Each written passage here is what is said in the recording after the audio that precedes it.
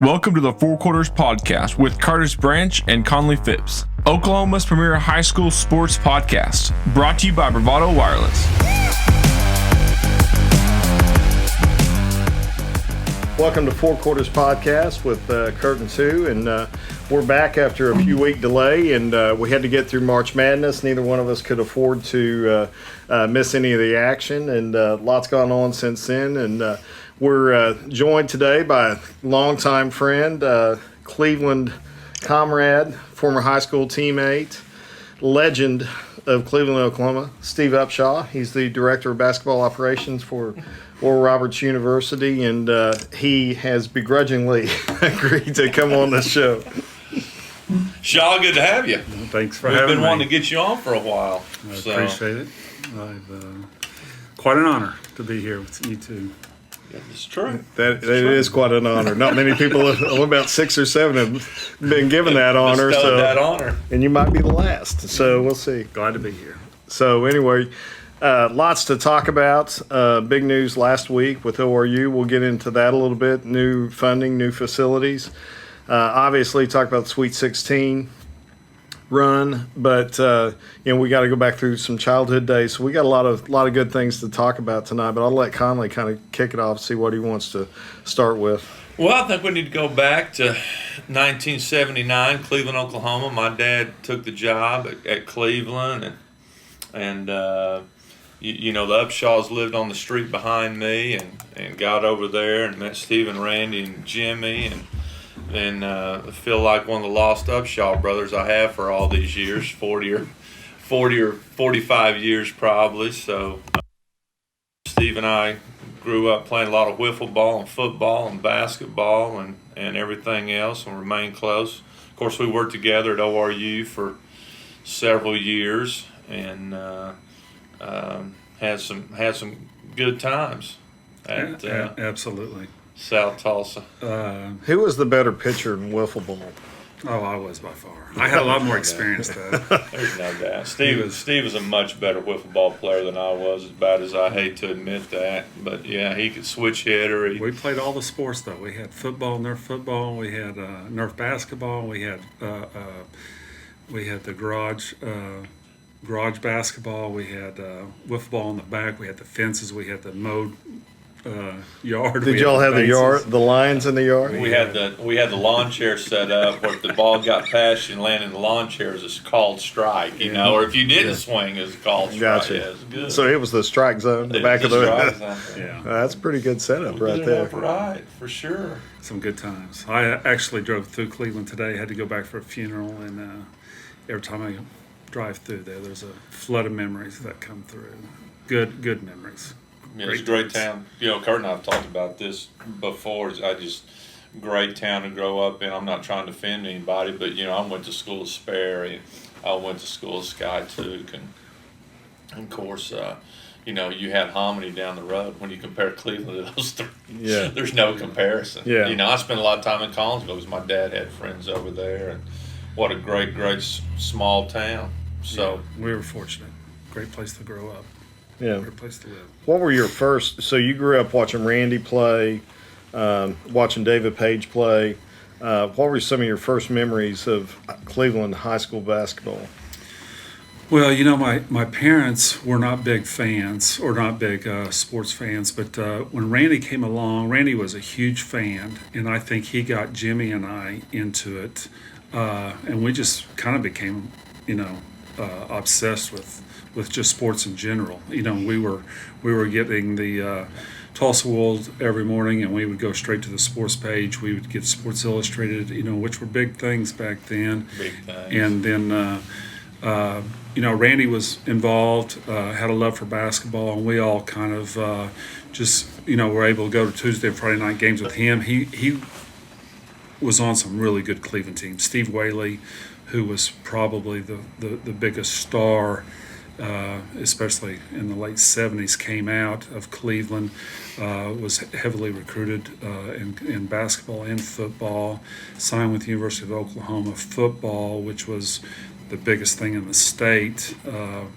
Barry Switzer and them had it rolling down there, and so it just, I don't know, it just it just captured my imagination, and all the little kids running around Cleveland, and sports were a big part of Cleveland life, and so I remember the '75 team was the first team I really remember, and they won a regional championship and had a lot of postseason success. David Page, Craig Brown on that team that I remember, and then Randy's group in '77 was really good, and then Max Caldwell came in '78, and then Conley came in '79, '80, and his dad and him ushered in a exciting era at that time.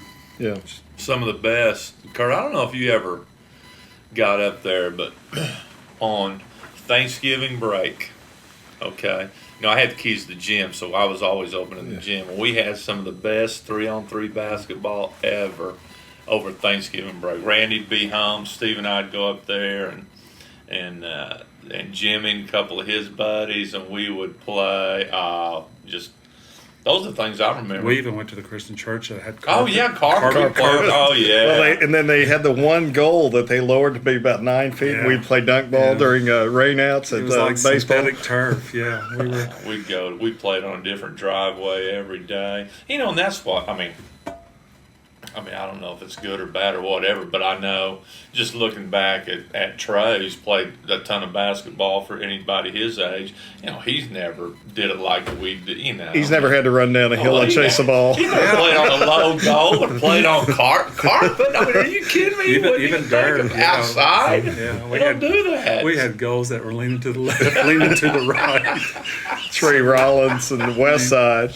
I remember your dad said one time, I think he was just kind of basketball preaching to everyone, but if you can make it and play on those conditions, you could play in any condition. And we did it. It was rain, it was snow, it was sunny, it was hot. And we played in every element.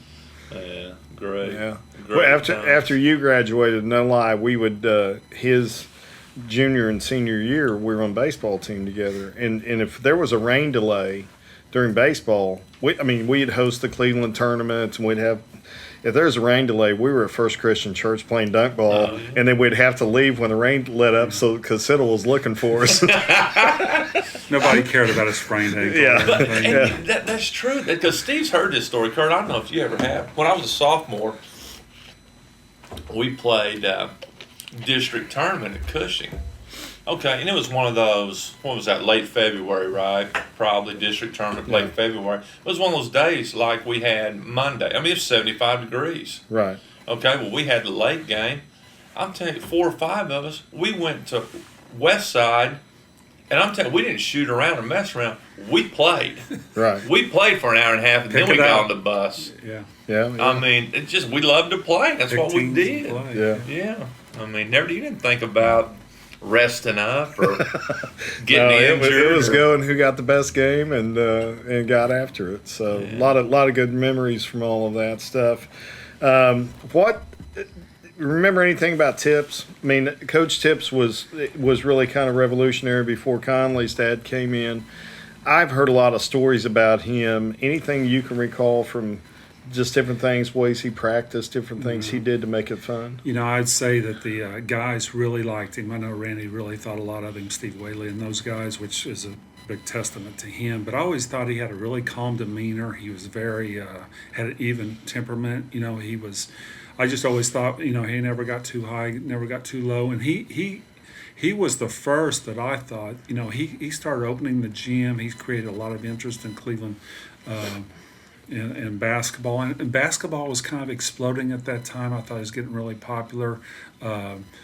Television, I'm sure, it sounds like we're talking back in the 50s and 60s, but it was getting more and more popular with basketball. But I thought he was really, really good with building relationships with those guys. And those guys they're good friends today. They still talk. And I know when Randy was coaching, he made a lot of phone calls to Coach Tips and used asked for a lot of advice and used him for a sounding board and I don't really remember how his era ended per per se, but I do remember that he had a lot of influence on those guys, and that's something we didn't talk about earlier. Though I was talking about us growing up there, but we had a lot of friends, and you all were that were excited about sports too, and I think that probably meant more than even your own family or my own brothers, but all my friends were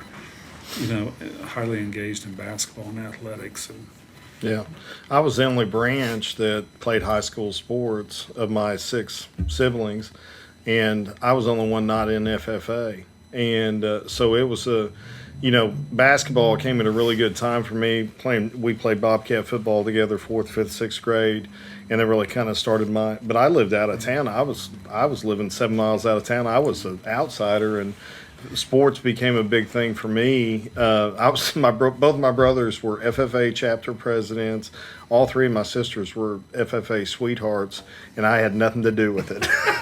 You don't know what FFA stands for. I'm not sure. Future something. I've kind of learned over the years, but it was, I think it was instrumental, and they've had various successes in what they've done as well. But basketball and sports in general in Cleveland and the upbringing was a really critical thing for me and what I've been able to do in life. So my upbringing and stuff. So you were in a good group with a lot of kids who spent a lot of time in basketball and baseball. And the one story I remember about Kurt is that for some reason I didn't really know you. I knew you well, but I didn't really know you. And Greg Ward, I was with Greg. We were going out to your house, and I know that I couldn't figure it out. You improved a lot, either between your freshman, sophomore, junior year, but you really improved a lot.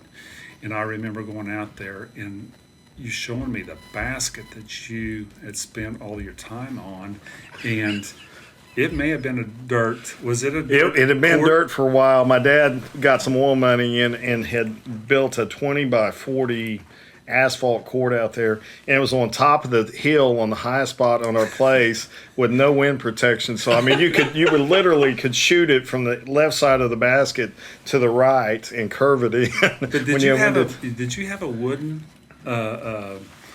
backboard? Yeah, I had a wooden backboard. Handmade. Yeah. My dad handmade it, and that's awesome. And then he once put asphalt in a barn that we had, and we built my brother and I welded a basket to the pole in the middle of it, and we had dunk contest. And of course, when the pole is literally, we didn't engineer it very well because there was no distance behind the pole to the basket, so you come in and try to dunk one like Dr. J and smack your head right on the goal. So we had a lot of baseline dunks. A lot of our dunk contests, baseline was pretty good, but no, it was interesting times. My kids were complaining about having to shoot outside and under the lights the other night, and I'm like, I'll show you my goal, and we'll talk about it. But really, really good stuff. We're going to bypass a lot of the high school stuff and then talk a little bit. Really, I want to talk about your coaching career following up Conley, because both of you all did some really incredible things at Cleveland. There's a couple of notorious things, a couple of the shoe rivalry. Probably want to talk about that a little bit, but just go into really following up. You started your coaching career at Midwest City. In Midwest City. Yeah. Tell us a little bit about that. So I'll give you a quick rundown how it all started. I was actually at the University of Oklahoma basketball camp, and Coach Anderson came down one day after lunch, and I was trying to get a job. I'd actually taken off the day before, came up and interviewed at Edison. And the next day after lunch, Coach Anderson was down there kind of getting camp organized, and he said, I had a call from Jim Miller at Midwest City who needs an assistant boys basketball coach. Would you be interested? And I said, absolutely, I need a job. And he said, so I think he comes down the night session right before, and he says, you've got an interview tomorrow at 1 o'clock at Midwest City. And I had no clothes. And I don't remember how it all happened, but somehow I got some clothes and went and interviewed, got offered the job, took it, and then spent 1 year there, worked for Keith Pigg, great experience. Being in Midwest City was a great experience. But Conley had left Cleveland the following year, and he had even called me and asked me. He said, "Would you have any interest in that?" And at first, I thought, I really like it down here. I liked, I think at the time, 5A was the 5A, highest class at that time. It was great program. And actually, Conley said, "I just think it's a really good opportunity for you. Head coaching jobs are hard to come by. The decision makers there are people that we know." And he kind of went on about how much he had learned just on his own, just being thrown in the pot. And so anyway, so obviously from Cleveland, and then I said, "You know what? I think you're right." And then Coach Ward called me, and not long after that. But really, Conley's the one who got it all going. And Coach Ward called and went and interviewed for that. Unfortunately, I was able to get the job, and then I spent 9 years there. And then Conley called me again and told me that he thought that a spot was going to open at ORU. They were going to create a position, because at the time, it's kind of an interesting story, but the NCAA at the time had a restricted earnings position. They lost that lawsuit. This is late 90s, and then 3 or 4 years later, all the programs began to start adding additional staff, and ORU did or they were going to open up a spot, create a spot, and that was the opportunity of a lifetime. And got out of there, and then this June will be my 20th year. I'm starting my 20th year at ORU. It's amazing. Time flies, yeah. That's crazy. Well, we're not going to let you get away from Cleveland that easy, because I'm going quick quiz. Who helped you move from Midwest City? Yeah, Kurt Branch. I had a water bed, which was the biggest thing in the business. Who did? And Kurt and I were tackling this in an apartment in Midwest City, trying to get it empty. It was the biggest wrestling contest you've ever seen in your life. We both lost. There was water everywhere. He called me, said, "I got the job. I got to move out." And I said, "Let's go." He did, and he was down there. And Kurt. That's what he does. Best friend in the world. So anyway, so that's pretty good. But there's a lot of Cleveland moments that I want to talk about. But let's talk about a couple of players. I mean, you got to coach a lot of really good players. Some that just come to mind that you want to just mention. Well, there was a lot of guys that were special. Obviously, the first one was Todd Green, who was we had 3 Green boys that were all extremely talented, that were coming through Cleveland within a 6-7 year span. 5 year period. Yeah, maybe a 5 year period.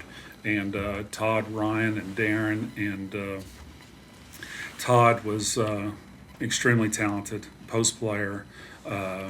Had all the moves with his mouth and with his game. That he was a different level player.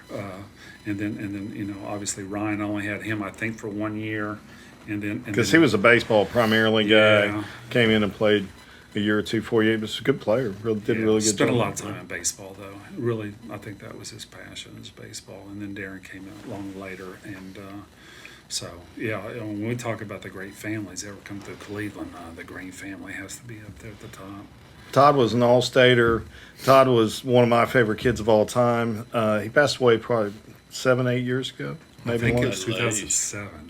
Oh wow, 13. Okay, yeah. And but one of my all-time favorite kids, and he was a legend. I mean, Conley took him to the summer before you got the job. Yeah. I coached the JV team at OSU basketball camp, run by Bill Self as the GA from at OSU. You want to talk years ago, and I coached him as an 8th grader in that camp, and you couldn't shut him up. I mean, he just wouldn't shut up. But he was my all-time favorite person until we played 2-on-2 with Upshaw and Jason Rush, and he would just absolutely get us beat every time because he wouldn't switch, and then he would switch, and he would switch. They'd pick and roll us to death, 2-on-2. It's just we'd end up throwing a basketball. Player. Yeah, we end up throwing a basketball at each other at the end of the night. But we had some legendary battles up there. But Jason Rush, another great player that you had. Rush, yeah.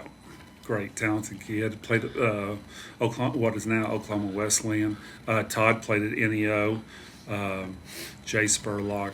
We were really good that that first 2 or 3 years, and I was Steve lucky. Southward. Steve Southward. I came in and a couple of kids, Matt Eiler and Corey Wolf and Rusty Routon and somebody else. They had graduated, but there was a really good young group coming. Conley had them ready. They played a lot of ball games the 2 previous years, and we knew that we were going to be pretty good by the time they became juniors and seniors. And sure enough, they were. I mean, they were good. Yeah. So, any great memories, or we saw some talent. There's a lot of things that happened. You know where I'm going, but that year you had Spurlock and Rush and Todd, and you lost a heartbreaker in the finals of the Skytook tournament. It's probably the most I'm going legendary. to tell you something. I coached 30 years, and I could fill a book with some great stories that people would pay a lot of money to read about. And I would put this story in my book, I'm telling you right now. So, coming back from, and I think it was a close game against Wagner, who had Dante Swanson, who's TU great player. He's now the head coach and of now Wagner. coach of Wagner. He was on that team, lost in a tough championship game in the final Skytook tournament, which was a big tournament back then. And on the way home, you guys had a rough run in, I think, the Tournament of Champions.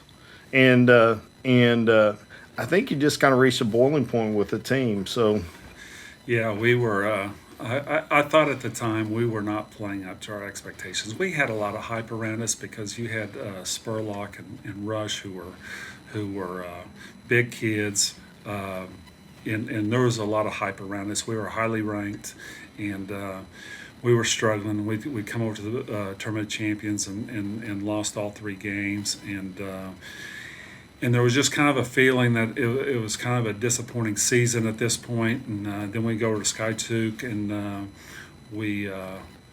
Dante Swanson, they were good. They were real good. What do you call that? You run into a buzzsaw. we were. And anyway, so we're coming back after the game, and we're driving, and there's nobody else on the road. I'm driving the bus, and we're coming down there, and I had kind of told our assistant coach, I said, at some point we're going to have to get their attention or something. And so we get outside a 2-lane bridge as we get into Cleveland, and we just we stopped the bus on the middle of the bridge, and I just this is mid-January. Yeah, not a warm night. And I told the guys in the locker room, I said, I didn't come here to finish second. I think I told them before the game, I didn't come here to finish second. We didn't come here to finish third. We came here to win it. I thought the team was good enough to win it. And at the time, I didn't realize Wagner was as good as they were. And so we to make a long story short, we stopped the bus.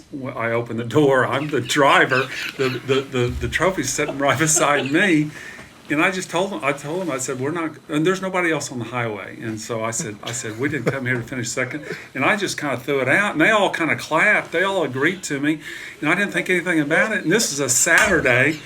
Well, Monday morning I go to work, and I still call him Coach Ward. He was the principal at the time. He caught me, it's 7:45 or something in the morning. He said, hey, we didn't have cell phones at the time or anything.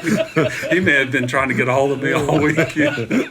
So anyway, he said, hey, come on in. We got a situation on our hands. So I went in there, and he said, let me just get the facts straight. So it's being reported that you stopped the bus on the middle of the bridge and you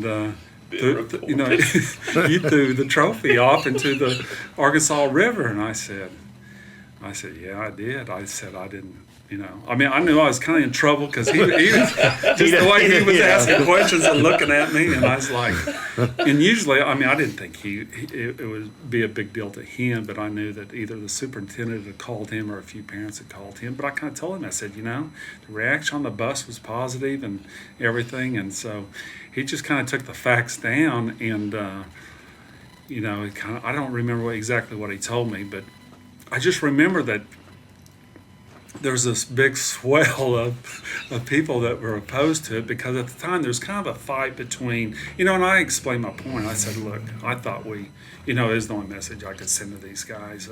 Here we are ranked in the top 10, and, we're kind of, we're below expectations and everything. And just kind of explained, what I was, well, at the time, they're getting ready to write an editorial in our local newspaper about it's almost there's a dividing line. Half the people wanted a participation trophy, and half the people decided with me that it was a good move in teaching kids that you gotta we're here to win it. And so anyway, it kind of blew up, and then fortunately we played maybe the following Tuesday, and everything was going to die down by then, and they kind of forgot about it and moved on. But that's a rough. Threw the trophy off the bridge. This is probably 1995. I wish I'd have Here's thought the of that. thing: is I've never asked Carl Krotzer this, but I'm pretty sure he's probably fishing under the bridge. He's the one that determined he found the trophy. It may be in the Gulf of Mexico. 26 years later. I remember when you called me and told me that. I said, "You did what?" I couldn't believe. That was awesome. That was a great story. Oh, it's the great. I told him it's the Great greatest story. movie ever made in his life. We'll talk about real quick your state tournament team, because I know that was a big moment in your career. You want to talk about that a little bit, and who all was on? I mean, it was a really cool team because you were kind of undersized relative to what you had, and you had some kids like Chris Smith that really developed. I mean, he was 5'2", 100 pounds as a freshman. I mean, he looked like a junior, and I mean, was just tiny, and ended up being a really, really good player for you. Darren Green had watched Ryan and Todd come up. He was on that team. Sean Gundy, Brian T-Town Tilley. I was the PA guy, so I had names for all of them. We had the Chicago Bulls music. We turned the lights down. We were the first. You were the PA guy after you ref the JV. Yeah, game. after I ref the JV game. He was the DJ too. Yeah, this is popular now. The DJ, we've got it all started. Oh yeah. Kurt was playing spinning some of the best songs ever. Oh yeah. Yeah. But the 2000 team was. It's hard to believe it's been 21 years, but Darren Green, Kyle Krotzer. We had Nathan Bacon, Keith Bunton, who were two young guys, but we. When you look back on those teams, we had some underachieving teams early on. I felt like they were underachieving teams, but we had a team that came on. And anybody who kind of saw us, I mean, we were a really good basketball team. We were little, but we could play, we could shoot. They were all. They played well together. They and were really all shared the basketball. really good basketball players. Yeah, they just knew how to play and knew how to. And that year we won 22 ball games. I mean, we were in the losers bracket, had to win 3 straight, and then I felt like we beat maybe the best Manford team that Randy had at that time, up to that point, to go to the state tournament. And the year before, we had gotten beat bad. We'd won 2 ball games, I think, in the losers bracket, and then Randy beat us bad the year before. And so we're 0 for 2 going into that 3rd ball game, and I thought we were going to have to really play good, and they were going to have to play bad for us to win. But I thought, in the end, they played well, we played well, and it went down to maybe the last inbounds pass to seal the game, because it was a packed house in Sand Springs. It was just I bet that tremendous. I found a spot against the wall on the north end of the gym. I couldn't sit. I was going so nuts. It was a huge win. I think I was in the middle of. I guarantee I was on the court. I tried to cut the nets down. It was pretty neat for Cleveland, because everyone stormed the court, and it was to see awesome. that. My favorite moment, we won't talk about the state tournament except for this. We walk in playing at Southern Nazarene. I walk in the locker room to, I wasn't a coach. I just was finding my way into the locker room and however I could to help Steve or whatever. And I'm walking in the locker room, and we're an hour before tip-off. He's writing pregame notes, putting his scouting notes up on the chalkboard or whatever. And I hear a guy in the bathroom dry heaving. And I'm like, we'd gone to Red Lobster or something to eat, and I'm thinking, Coach Hathcock is sick. he got sick, and I hope nobody, or maybe it was a Olive Garden. I'm hoping nobody else is getting sick. It was. And I walk in there, and I go, "Are you all right? What'd you eat?" And he goes, "It's the state tournament, man." Coach Hathcock was great. Yeah. That was. I mean, it showed the importance of what that game meant and He the shaved his opportunity. head going into the Yeah. He was all caught up in it. He was a good one, Coach Hathcock.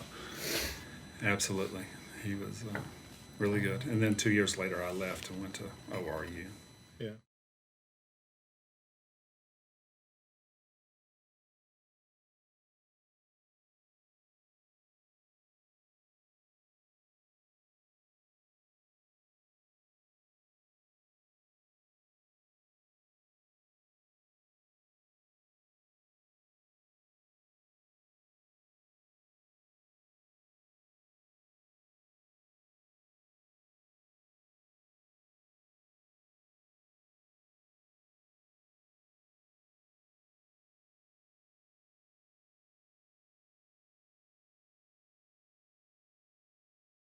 So let's talk. You kind of lead the way on the ORU stuff. You got more memories than I do there. Well, you know, the funny part about when Steve came to ORU, you know, the first 2.5 years we were at ORU, we were terrible. I mean, we were terrible. And halfway through that third year, we'd signed 3 junior college players, and you know, so halfway through that first season with them, they kind of figured it out. We won like, I don't know, 15 of our last 22 games. And then, you know, that next year we were good, and then we started going up. So I remember when Shaw showed up, and we started, you know, he showed up that 4th year, I believe, and he's like, "Oh wow, this is easy." And then, you know, I was like, game. "You weren't here the first 2.5 years when All the rebuilding. you know, we were getting our head kicked in." But, you know, Steve, you know, took a chance coming to ORU, and you know, I'm glad that you know, Scott listened to Hank and I about what Steve would bring to the table. I think that, you know, the rest is history. You know, I was thinking about this driving over here. You know, Steve he's on his 3rd president, how long he's been there, 2 coaches, getting ready to start on his 2nd athletic director. And, you know, so that's quite a career. And, you know, been a part of some really, really good teams, and the best one, what they accomplished this year was phenomenal. But you know, that first staff that I was on with Steve, it was obviously Scott was the head coach, a great human being, Tom Hankins, Corey Williams, Shaw, and me. I mean, that's just, I mean, we love coming to work every day and working together, and road trips were great. And then on top of that, we got to where we were winning rings and playing the NCAA tournament. And just a lot of simple game. Yeah, a lot of good memories. A lot of good memories for sure. What do you remember about the early days? Yeah, I thought I was spoiled because I was coming to work every day. I was laughing. I mean, we had a great crew to work with, and we had a lot of fun, and a very talented coaching staff. They all brought something that was very special to them, and it resulted in we really. I always say this: we should have went to 4 straight NCAA tournaments, which is. I mean, when you think about that, and as you know, your career goes on, you think that's how good we were at that time. We were bringing in, you know, really good players, and you know, the staff was really good coaches, and we got a run there. And I was telling, you know, matter of fact, this coaching staff was asking me about, you know, kind of the post, you know, what, you know, how we handled our success and everything like that. And I thought. And Conley may think a little bit differently, but I thought that, you know, when we went to 3 or 4 straight, we should have went to 4 straight. We got beat at the last second of the 2005 season, or we would have went to 4 straight NCAA tournaments. Guy hits a corner shot at the buzzer to beat us. But even the current coaching staff was asking me about how that, and as recently as yesterday, and my comment is that, we had that success, which opened a lot of doors, and we had an opportunity to get some players. We kind of got away from what and I felt, and I didn't do any of the recruiting, but I just felt like it opened some doors. We took some chances on some kids that came with a lot of hype, and it didn't work out the same way it did as when we were recruiting kids who had chips on their shoulders and were kind of overlooked. And that's kind of how we got our start, I thought, is that those guys did a phenomenal job of recruiting guys that came in and wanted to prove themselves and go about it that way. And because we're kind of presented the same situation after our recent run here is do you mess with team chemistry? Do you stick with who you got? Because we basically got everybody coming back, and we got some people calling us right now, or some avenues opening right now with the opportunities to get kids that, as recently as a year ago, we didn't know that we could ever, get in the game with, and so we're battling with that right now. Would you say the same thing? Yeah, no, I agree. Matter of fact, I remember the first time Coach Mills got the job, and it was actually, he got the job at ORU, I believe, the same time I got the Booker T job. And so you guys had team camp, so Curdy, you would have been there, so we're playing ORU team camp, and first time I met him, he kind of called me up in the stands and asked me the question. He asked me almost the exact same question. What I told him was very similar to what you said. I thought that, once we got really good, then we were able to go other places and get in the deal with guys in prep school and in Florida or wherever. And we got away from recruiting Dallas and Oklahoma and Kansas City, and because we could get in these other places. And some of those kids worked out and some of them didn't. Recruiting's not an exact science by any stretch, but I think we kind of got a little, away from our blueprint because we could, and probably missed on some kids that we could have got locally that Right. we didn't, which I think is what you're, alluding to. But how you guys have built that thing back up the last couple of years, just a steady climb, and then what you guys were able to accomplish at the end of the season, and especially the NCAA tournament, because I know I've been there. I've sat in those seats. I know how hard it is at ORU to do that. Tough business. Yeah. And it's hard to do it anywhere, but just phenomenal job that you guys did, and Coach Mills, and so it's an exciting time for sure. What they're getting ready to add to the Mabee Center, and the new practice facility, and so which Kurt talked about that a little bit earlier. We're going to talk about it now, but give us some of your reflection on the end of the season and how you guys got hot and got it going and played with confidence. And Well, it was kind of similar to what I was saying earlier with the 2000 team that we had at Cleveland. There was just, you could tell something was changing, and we went and played North Dakota State, and I was going to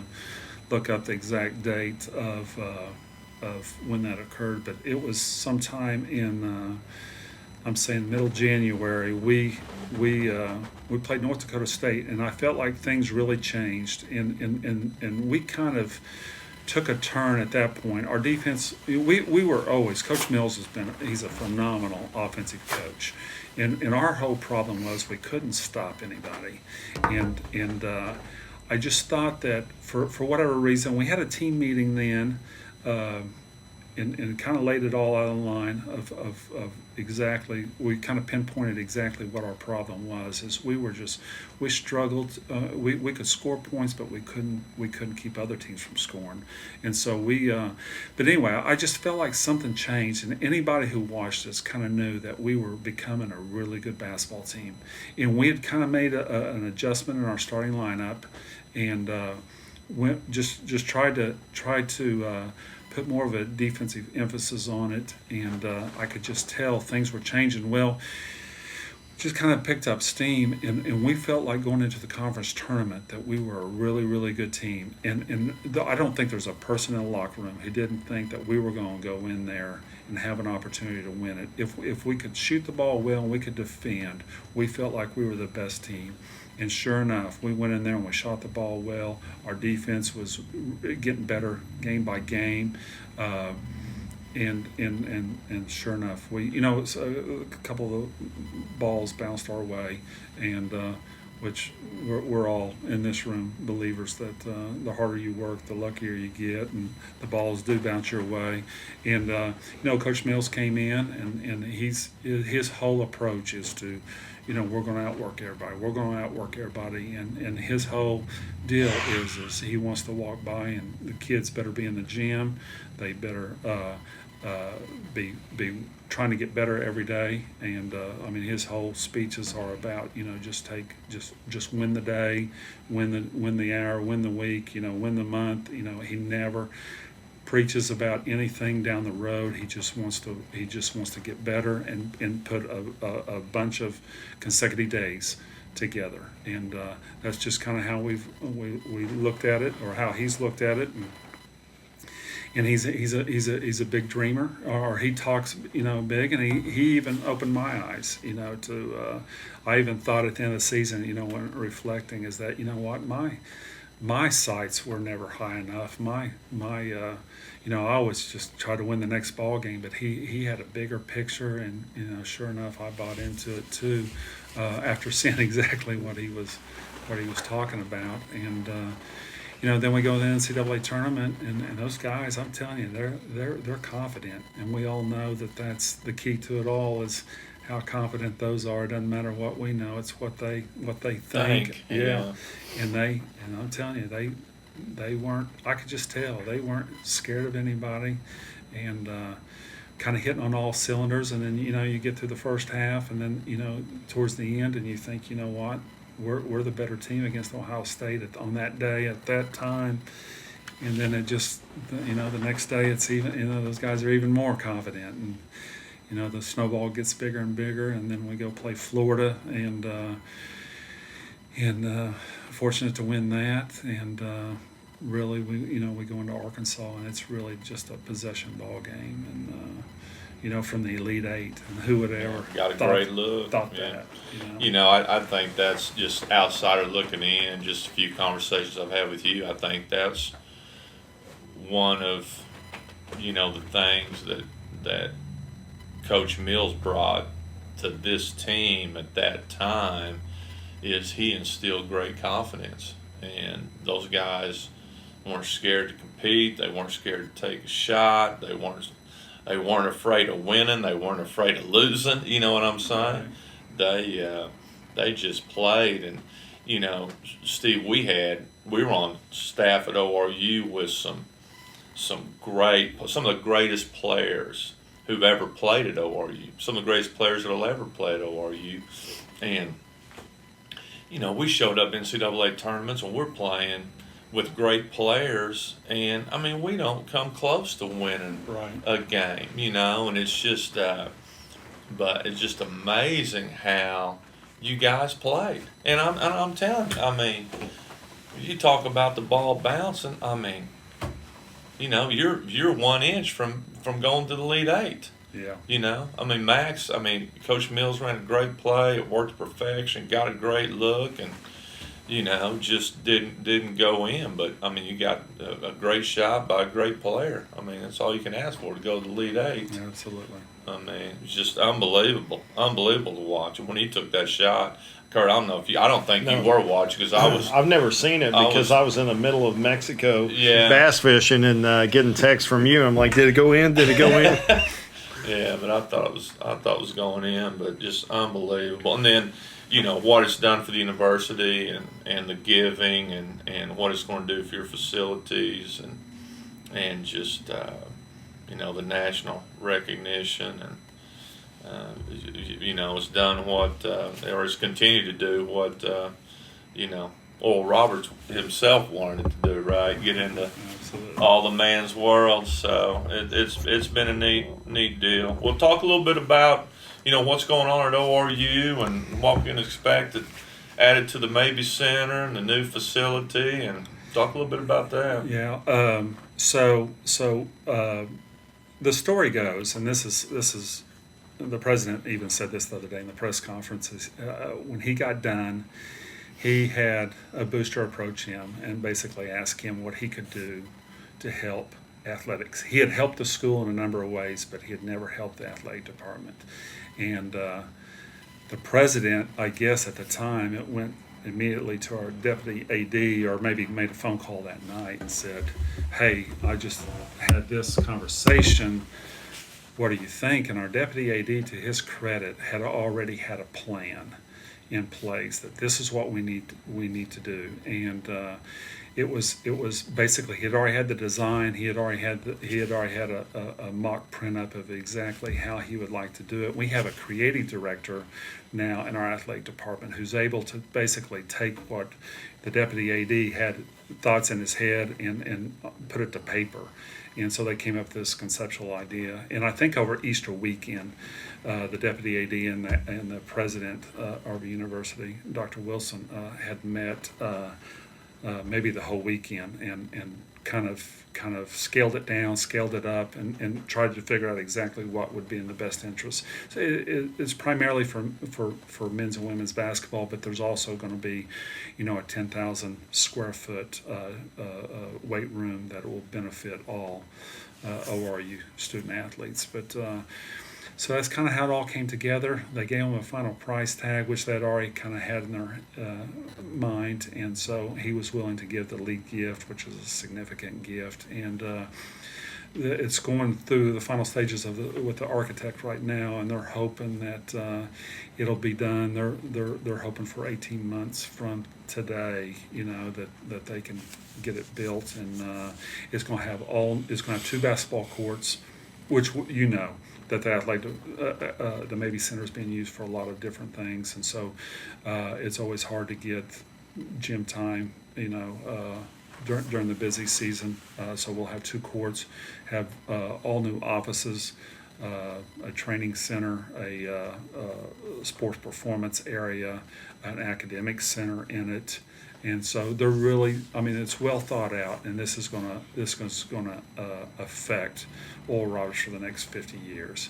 And then on top of that, they're already going to start, because some of the money was going to upgrade the current Mabee Center, which they're going to completely redo the outside with brand new blue glass.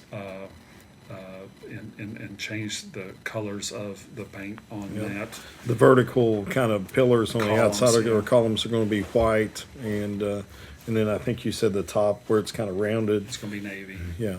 It's going to be beautiful. Then they're going to replace every seat in the Mabee Center with navy, and then they're going to a brand new court in there. And then just for ORU athletics, they're going to reconfigure the practice gym area to turn it into a volleyball area just for ORU athletes. So it's really neat. Well, and then the thing and we haven't talked about him yet, but I wouldn't have. We need to is Mike Carter, who just retired, I guess you would call it, from ORU after 27 years, and that's what the new practice facility is going to be named after, Mr. Carter. And I just know from working there the 15 years that I did, what kind of a person he is. Great guy, great family, loves ORU, loved ORU athletics. It's just amazing if you went down the checklist of all the things that he's done, just for basketball, but all the sports. Just had an impact on so many of us, and so I thought that was really neat that that's going to have his name on it from now on. So. Great article this week by Bill Haston in the Tulsa World talking about his start and just his career at ORU. Came in at the same time. He helped Bill Self negotiate his contract at ORU, and Bill talked him into becoming the AD. Yeah. I thought that was really, Tried to get him up to Kansas at one point to be athletic I director remember there. that. We were scared to death he was going to go Yeah. to KU as the athletic director. But, I just remember, just all the, and as a matter of fact, I saw Coach Mills, his quote in the article I read. I'm sure his Tulsa World piece was, Mike's, always asking him, hey, what can we do for student athletes? How can we make this deal better? And that's certainly the way I remember him. He was willing to, get us everything we needed, or at least ask for it. And you need a guy like that to keep moving forward. It's phenomenal what he's done for not only men's basketball but all athletics at ORU. Great fundraiser. Two great stories about Mike Carter is he's from Pawhuska, Oklahoma. He's a Husky. And the second thing is, I should say two great stories, but the second thing is his first compliance director as the athletic director at ORU was none other than Bill Self. He was the head coach and the compliance director, which there's no way you could get away with that today. maybe that's why he got good fast. That is. I bet you they'd have a good laugh about that today. Oh yeah. Yeah. Good. So give us a little sense of Bubble Life. We were on the phone with you pretty much daily, and pretty cool. But kind of just give our listeners a sense of what you had to go through, really from end of the season through the run in the Sweet 16. Because did you guys go from South Dakota to Indianapolis? No, we came in. It's kind of a wild story. My father had just died, and so we came back, not because of that, but we came back to Tulsa right after the conference tournament. I had a funeral to go to, which my father died, but I get a call from the NCAA the night before the funeral, says that your plane will be in Tulsa and you guys are leaving Saturday, which shocked us all because we knew we wouldn't play till the following Thursday or Friday, or we didn't think. And so, typically the three previous NCAA tournaments we went to, we either left on Tuesday morning or maybe Tuesday night or maybe even a Wednesday to that particular site because there's no reason to get there early. We'll come to find out we were going to be the first team in the bubble.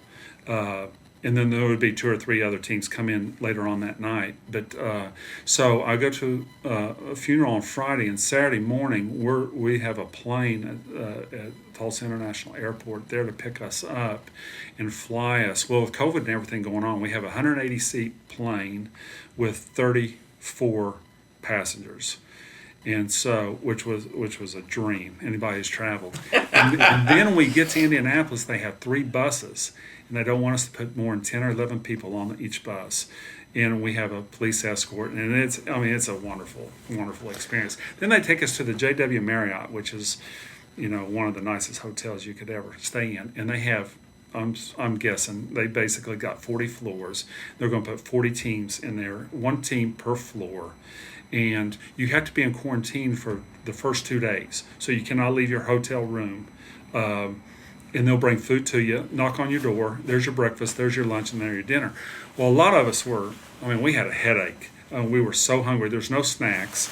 It was just a weird experience food-wise. The food really wasn't very good. And you couldn't leave your hotel room, but the neat thing is you were in, one of the nicest hotels you could stay. You had views from 3 corners. I had a corner room. You accidentally got Coach Mills' room. But I was in charge of running lists. I don't know how it worked out that way, but I think we do. Did you get all the Marriott points? That's all. Yeah. No, I tried, but I couldn't get them because everything was funneled back to the NCAA. But the rooms were free. The buses were free, but we found out. We finally got our bill, and it was so expensive that we ended up spending, and this just got finished yesterday, but we ended up spending $110,000 on food alone at the 2 weeks we were in Indiana. We were there exactly 2 weeks, maybe a little bit I mean, we got in on a Saturday at noon, and we left 2 weeks later on a Saturday at 7 o'clock. But $110,000. Yeah, because NCAA they flew you down there, they flew you back, Paid for your hotel room. and they paid for your hotel. Yeah. All we had to do was pay for food. But I mean, the breakfast you would get was in a little box, and it was $57 or something. And you get a JW Marriott, I'm not buying some stock. Now I'm going to tell you. You would get it's my kind of business. Bit of eggs, a little bit of bacon, and then you would get a walnut muffin. Which and what was funny is you go to the trash can a week later when everyone could finally get out and throw all the trash away. And all these walnut muffins, not one person ate. I would have starved. I'd have lost some weight. I couldn't even smell the walnut muffin. It was awful. So. But that's basically how it was. It became easier because you could get out of you could stay in the hotel, you could get out of your room, get off your floor, but you had to stay in the hotel.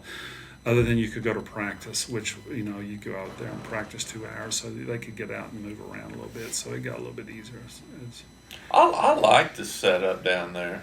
I mean, it was. I don't know why that you wouldn't do that the rest of. It was. I mean, they had to do it that way for a reason, but just have everything right there, the whole tournament right there in Indianapolis. Those are great venues, and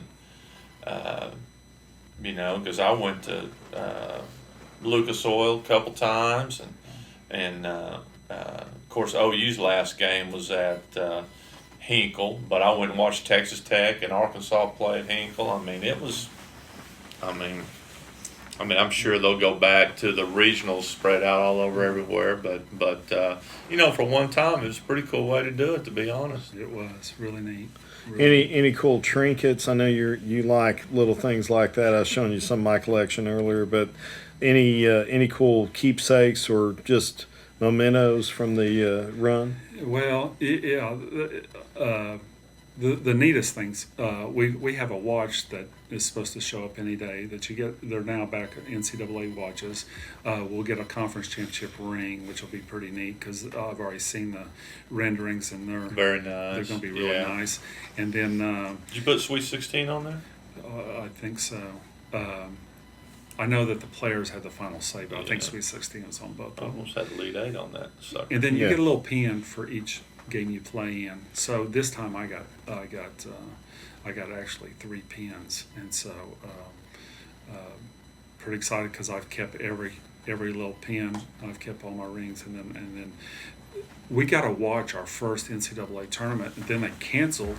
They weren't going to give watches anymore, and it's kind of depressing because I'd always seen these people with their NCAA watches in their collections and everything.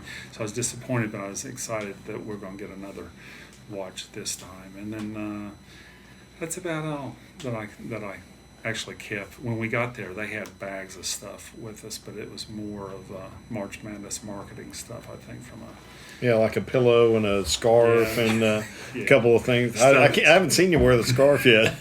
I got a blanket I used with me when I was there, but I left it there. I didn't take it with me. Gotcha.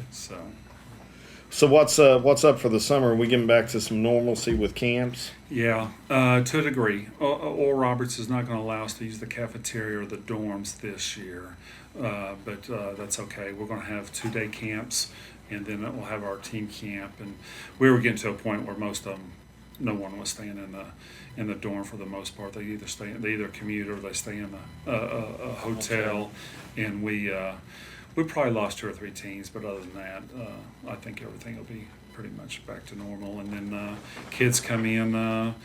We start practice June 14th, and NCAA now allows us to go for 6 weeks, and so we'll go through July 23rd, and then they'll have a month to go back home, and then we come back, and the honeymoon's over. We're back at it for the 21-22 season. So I've been asked this question a couple times today because I think most people that listen to this show are going to know this, but just kind of give a view of what your daily job is. I mean, as director of basketball operations, kind of give us a little bit of your job description of what you do there. What are you in charge of? I'm really not in charge of anything. I'm more of a, I guess what you call a liaison between the men's basketball office and academics, housing. I guess I do. I handle scheduling for ORU men's basketball, but I'm really a middle person between Coach Mills and the teams we're trying to get. We basically sit down and talk out a strategy for scheduling, and then I go to work. We're finishing up with academics. Kyle Jones handles academics, but I'm kind of the middleman there. And then, like I said, with housing, I run camps for us this year. And then, for the most part, it's just a daily thing. People are coming in with certain requests, and I've got to get those. The whole idea, the whole concept, basically, between for the operations guy, the administrative side of it, is that. In this day and age, you need your 3 assistant coaches, doing Coaching, recruiting. Recruiting, yeah. I mean, that's the lifeblood of any university. And so the more things I can just take away, and there's, anybody who's coached knows that 80% of coaching is, the high school level or anywhere else, you're dealing with things outside of coaching that take your time away. And so that's kind of the deal, is they just, I think most programs want someone who can handle all the other little stuff. And travel. Yeah. And I'm kind of the middleman there too, with travel, so. But, Steve and Kurt, this, and I mean, everybody's been around. Shaw, you just, we always appreciated you. Phenomenal, your job. When I was on that staff, and because before you got there, I had some of those responsibilities. Because when I left TCU and went to ORU, my spot, the third assistant, was non-recruiting. And that summer that I left TCU and came to ORU, well, they changed it. You could have 3 assistants that recruited, but I still had to do a lot of those other things too. But I know you made my life a lot easier and everybody's life a lot. You just don't have to worry about things. Yeah. When Biggie Smalls is in charge, you don't worry. It'll get done. I think in a lot of schools, our size, a coach has to coach, recruit, and they usually have one other responsibility. And so if you can take those other responsibilities away from them, it gives them more time to recruit. Oh yeah, makes things go a lot better. And you're phenomenal at that. And have been. My dad's asked me though 2 or 3 times now, what exactly do you do? My kids ask me that every day, and I said I do podcasts and I talk on the phone. They bought that as a career. Play golf. Yeah, I don't play enough golf. I can promise you that. But I'm getting ready to the next 4 days in Pinehurst, so pretty excited about that. But other thoughts or anything else we want to talk about? I think we covered, the big one was Arkansas River Bridge. I mean, I think that was legendary. I'm glad we got that out and it's on film. Yeah. The other thing I think that all the people that really want to know is there ever going to be another Upshaw Invitational? I doubt it. I think that as we approach our 60s, or our mid-50s, as we approach our 60s. I'm not making it to 60. I'm telling it's about. I've begged him for years. He doesn't play golf anymore. He's still got his golf clubs. Can't trick him. The ping eye too. Yeah. All right, let me tell you a couple. Callaway Fusion GT. Let me tell you something. Let's just get this out here. We're telling great Steve Upshaw stories. There's nothing greater than when he threw the trophy off the bridge. But let me tell you a couple of great Steve Upshaw golf stories. Which is why I gave it up. Okay. The first one is, all right, it's Steve and I, Coach Sutton, and one of our buddies that we went to Northeastern with. We called him Ernie, Scott White, the Bishop Kelly guy. He was my roommate at Northeastern when I first moved down there. Just student. Well, I take that back. He kicked field goals for the football team. Okay, and we're playing Karsten Creek. All right, this is many, many years ago. And so we're out there playing, and on about the middle of the 12th green, middle of the 12th fairway, which it took Steve about 8 shots to get to the middle of the 12th. He said, "I'm done." And Kurt, I'm not exaggerating. At this point, if you look at the scorecard, he was probably sitting on 120 in the middle of the 12th. He hit 40 balls out of bounds to the right. Well, they're not even out of bounds. They're just off the fairway, and there is no. Right. So, so he's, but so anyway, So he doesn't finish the 12th hole. He doesn't play the 13th. He doesn't play the 14th. He doesn't play the 15th. Doesn't play the 16th. And we're like, Shaw, you got to play these last 2 holes. It's Karsten Creek. He goes birdie par on the last 2 holes. I was mental. 17 is the hardest hole out there, and he birdied He it. birdied it. I mean, it was an unbelievable story. And then one more. We're playing at Forest Ridge. Okay. We're out there playing. I'll never forget this one either. It's a par 3. And you got to, you tee off, and there's this little creek, probably about 30 yards off to the right. You go over the cart path, and so Shaw. I don't even remember this. Oh, you will when I tell the story. So he tees it up, he hits it. I'm telling you, it goes dead right into the creek bed. Okay, and we're going. You going to hit again? He goes, yeah. So he tees it up, cart. I mean, I'm not exaggerating. He hits it, sitting right next to the other one.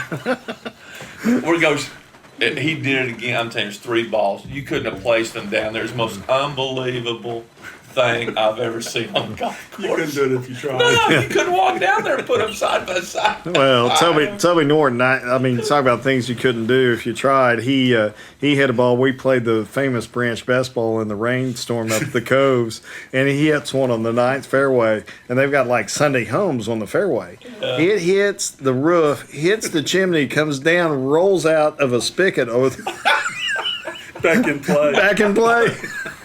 Because the fairway was like 2 yards out of bounds. Oh, man. A good time. Chipped his tooth. Yeah, he chipped his tooth, teeing off. He once hit the clubhouse at Cleveland, which is a hard thing to do from the first tee box. I mean, that's dead Yeah, right. because it's behind you. Yeah. The Norton boys.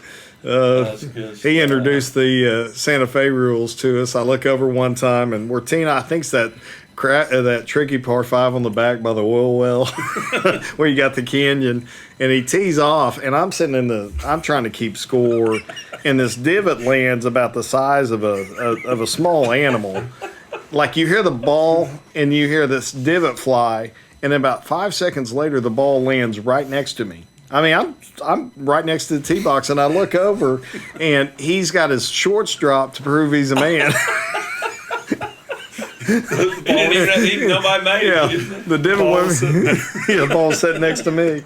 It was pretty fun times. Got to tell one. We mentioned the name Corey Williams earlier, who was on the staff with us. I mean, he's a legendary figure. There's all kinds of great stories. But since we're talking some golf, another great golf story. So,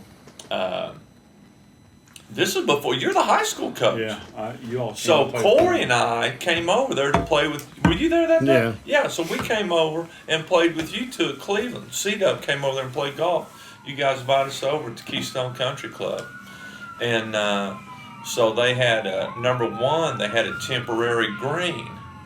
All right. Well, so they had moved it forward into the fairway. So they had the cup was bigger than this. They had the big. It was an old cup. Folgers coffee cup. Yeah. So it's that big, and so we play up there to the green, and C-Dub hits a bomb from 30 feet. And we're walking off, getting in the car. He goes, "Man, I like this place. Are all the holes that big?" I'm like, "No, dude, it's a temporary green." Legendary moments. He got he ordered barbecue that day at a Mexican restaurant. Cactus Jacks. He ordered barbecue. You got it. C-Dub. Well, Steve, Legend. thanks for your friendship. Thanks for your time and for blessing us with the opportunity to visit with you and be on our podcast. So we really appreciate it, and best of luck in the rest of the upcoming season. Thank you. I really appreciate Good it. stuff. Enjoyed it. Yeah, thank Really you. enjoyed it. This podcast is brought to you by Bravado Wireless. We believe in the power of connection.